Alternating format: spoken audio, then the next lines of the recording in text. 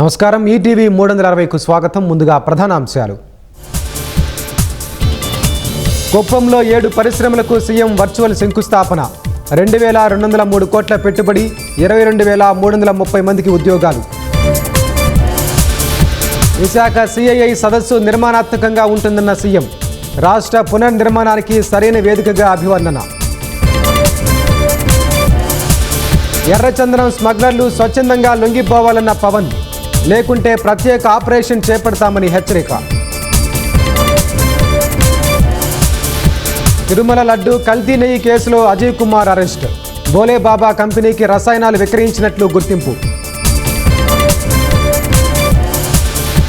December 1 నుంచి 19 వరకు parliament శీతాకాల సమావేశాలు అర్థవంతంగా జరుగుతాయని కేంద్రం ఆశాభావం.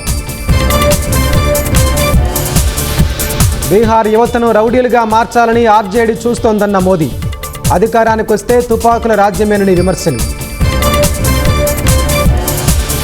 త్రివిధ దళాలను ఏకీకృతం చేసేలా పాక్ ప్రణాళికలు. ఆర్మీ చీఫ్ మునీర్ చేతికి మరిన్ని అధికారాలు.